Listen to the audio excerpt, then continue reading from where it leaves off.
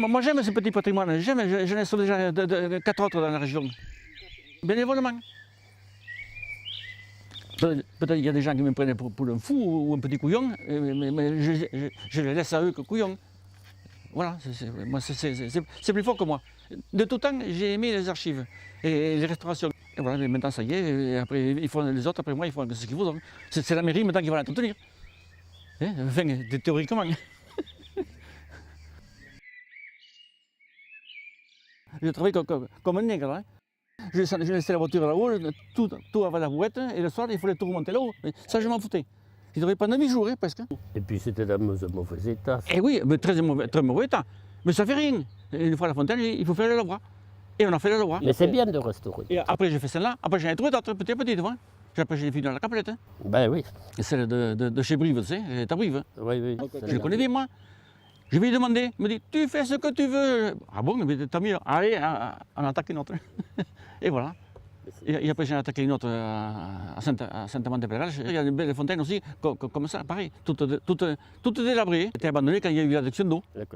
Là, c'est la tellement et les fontaines et les puits. Toutes les maisons, presque, ils ont laissé tomber les puits.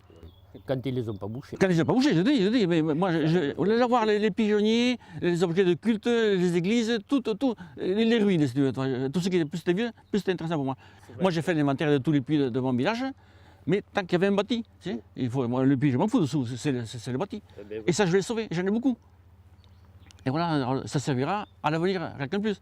Et à Saint-Amand-de-Pélagage ou Sarah d'Urfort, je trouve personne qui soit passionné en histoire de sauver quelque chose. C'est vieux, c'est pas intéressant. Et oui, non, mais il y a des gens. Voilà, Bon, mais parce que tu aimes ça. Oui, mais parce que tu aimes ça. Toi, tu fais autre chose, chacun fait sa chose. Oui, mais on travaille pour les autres. Oui. Parce qu'après, il y a les documents. Et toi, les documents, tu as quelqu'un qui s'intéresse chez toi qui t'aide, qui te passionne un petit peu t'aide. Oui et non. Parce que toutes les photos que je fais, moi, les histoires, tout ça, je les référence. Je mets où je le trouve et je mets la date, tu vois. Et comme ça, au moins, Tu les retrouves plus facilement. Et oui, parce que tu as beaucoup d'historiens qui ont fait des archives, mettons, sur l'Ozerte. Il a fait un beau livre nommé Bandoche. Mais quand tu le regardes, tu ne sais pas où il a tout trouvé. Et il est décédé, lui, maintenant. Moi, lui, il savait. Et on ne sait pas où il a trouvé, mais tu as beaucoup d'historiens qui font un petit peu comme La Fontaine, tu sais.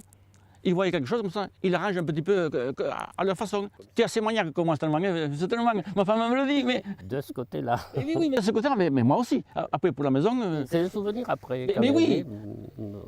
On sauve. On passe plusieurs années après, oui, on dit. Ça. Moi, j'ai commencé à prendre des photos en 1965, dans mon village, tu vois. Avant de partir à l'armée. Je ne sais pas pourquoi, mais alors j'ai posé tout le temps des questions aux voisins, à ma mère. Personne ne connaissait rien sur l'histoire du château de la Garde, de ce chez mes parents là. Il y a une église en ruine, il y a un château fort en ruine. Ils ne connaissaient rien, ils s'en foutaient, à quoi ils viennent, et puis c'est fini. Et moi j'étais fasciné. Et je ne savais rien, je ne pouvais rien apprendre. Et quand je suis allé à l'armée, à Montauban, j'avais la caserne à côté, les archives au-dessus. Et le samedi à l'époque, c'était ouvert les archives, et j'allais aux archives demander. Et je suis tombé sur quelqu'un qui m'a renseigné un petit rien de Saint-Amand-de-Pélagage. Après je suis parti, après je savais où il y avait toutes les archives, tu vois. Ouais. Et une fois que tu y as eu mis le pied. Voilà. Après, tu t'en sors plus. C'est un engrenage. Oui, mais c'est normal. C'est un engrenage. Du moment où ça plaît, c'est normal. Je suis content, là, quand j'ai trouvé un vieux livre comme ça, mais vieux et mal écrit, enfin, c'est là que c'est intéressant, que ça a 200 ou 300 ans, tu vois. Et là, je recopie tout sur la commune. C'est écrit en plus en ancien français. Et oui, et heureusement que je connais l'occitan un peu de la région. Parce que les notaires ou le curé, avant, ils mélangeaient un petit peu, tu sais. Enfin, eux, ils savaient. Je m'y retrouve. Dans les vieux écrits, c'est pas toujours très compréhensible. Et non, mais il faut t'habituer. Moi, je suis habitué. Moi, ça fait 40 ans que je vais dans les archives, quand même. Tant que je pourrais marcher, tant que je pourrais aller à Montauban, je crois que je vais en profiter. Et j'y vais 2 fois par semaine. Alors, je travaille à l'évêché en même temps. J'ai rangé les archives à Saint-Amand-de-Pélagage, à la commune. Ils sont tellement contents que je les ai rangés dans les greniers là-haut. Ils ont laissé encore. Les archives, j'ai tout recopié. Tout ce qu'il y a là-haut, c'est chez moi en double, que j'ai traduit. Mais je travaille pour les générations futures. Parce que si un jour, dans 20 ans, quelqu'un va à Saint-Amand, il n'y a plus d'archives. Il y a bonne mine qu'il n'y a pas d'archives. Mais je vous dis, et comme à Saint-Hilaire de Durfort, là, mettons, il y a beaucoup de choses que je ne peux pas prêter aux gens, parce qu'il y a des noms de personnes, oui. Parce qu'à l'époque, il y avait un curé qui était un petit peu moderne, comme on dit, et ils ont porté les charivaris. Alors, ils ont porté plainte à la mairie, de la Capelette, après à l'évêché de Montauban, pour essayer de les faire répartir. Il a porté plainte, quoi. Charivari, il faut le faire, hein, un curé. C'était particulier. Moi, ça m'avait frappé ce truc. Ça. La nuit, c'était toutes les nuits pendant ça. Je sais, c'était un déshonneur, c'était pour faire marquer le déshonneur. C'était particulier. Tu ne te rends pas compte, un prêtre, un charivari, tout le monde du coin devait le savoir. Un charivari, un prêtre, à quelqu'un ordinaire, c'est pas pareil, pas mieux. Oui, non, c'était pas un prêtre. Là. Ah voilà, mais en fait, ça faisait bizarre quand même à l'époque. Puis, bon, je devais avoir à l'époque, 4-5 ans, mais je m'en souviens très bien. Hein, mais après, il fallait qu'il paye à boire. Hein. Ah oui, oh là, c'était des trucs incroyables. C'est comme ça, il y a plein de choses comme ça. Je me souviens aussi des processions qui se faisaient à l'époque.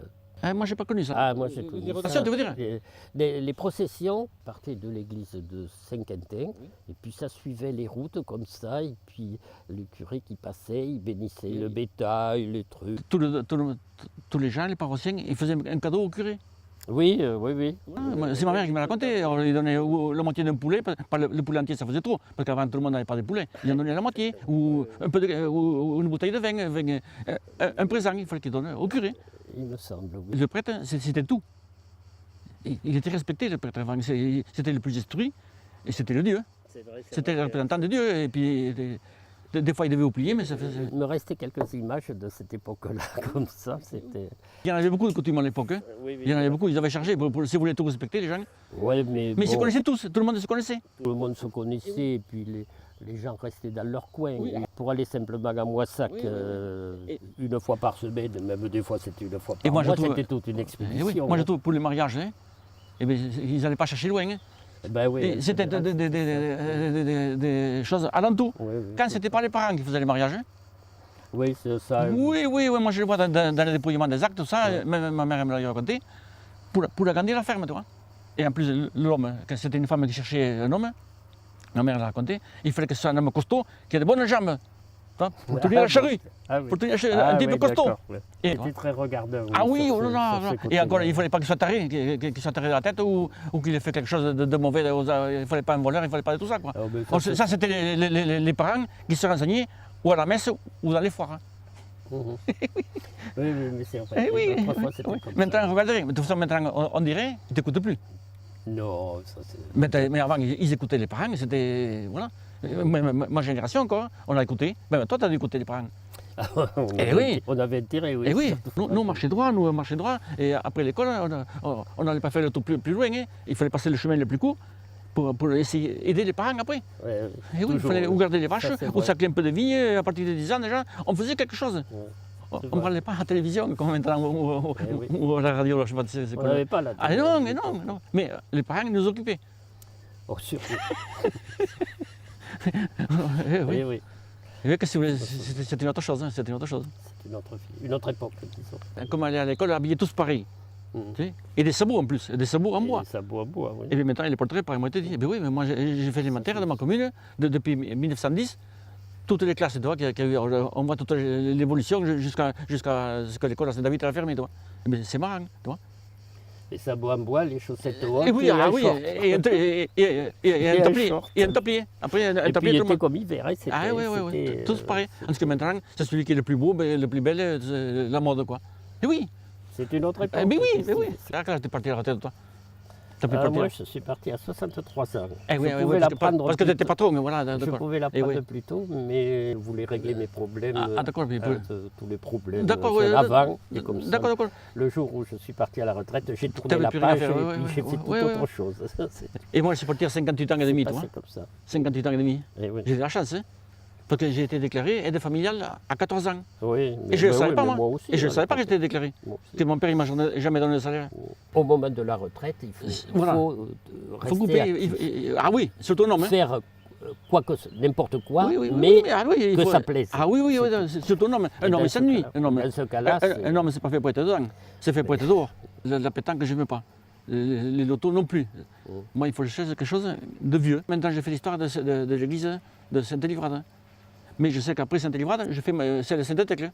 Parce que je sais qu'aux archives, il y a beaucoup de documents. Alors, tout ça, je les recopie, je l'assemble, je le bâtis, toi. Peut-être que je ne le finirai jamais, mais j'ai commencé. Quand j'ai payé ma retraite, j'étais encore assez leste, disons. Oui. Alors j'ai décidé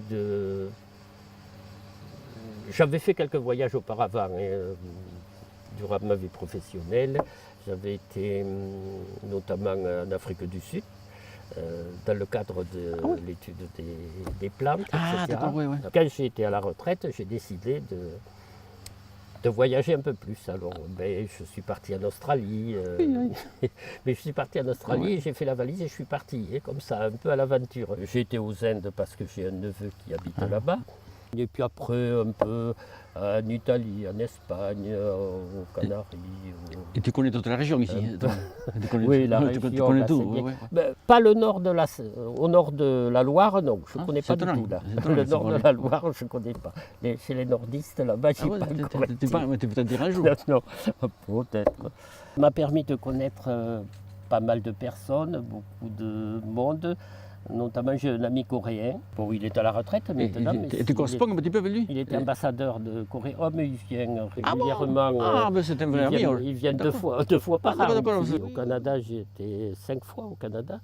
Et j'ai pas mal d'amis aussi qui sont là-bas. Et quand j'y vais... Je cherche pas moi. Mais le Canada, c'était plutôt pour la pêche. C'est des endroits très reculés. La première maison habitée, elle est à 300 km de là. C'est pas pour lui ni rien, c'est vierge. Et pour dormir, comment tu faisais? Tu allais chez quelqu'un? On avait des cabanes. Oui, d'accord. C'est la cabane au Canada. Oui, d'accord. Des cabanes au bord des lacs et puis on dormait là. Mais il y a toujours plusieurs cabanes. On dort dans une et on mange dans une autre. Ah bon? Parce que la nuit, les ours sont attirés par la chambre, l'odeur. Il ne faut surtout pas, parce que s'ils ont envie de rentrer, ils rentrent. La porte peut être fermée à clé, n'importe qui casse la porte, mais ils rentrent. Mais il ne faut jamais dormir dans la même cabane, là où on dort et la nourriture avec. Au Québec, il y a 2 accidents mortels par an. Ah, tu vois, c'est pas exclu. Ah non, c'est pas exclu. Et les gens là-bas, quand ils voient arriver des Français ou des étrangers, vous êtes bien vus? Ah oui, ça, il n'y a pas de problème avec les... Non, ils sont très sympas. D'accord. Voilà l'histoire. Voilà comment je passe ma retraite. Voilà.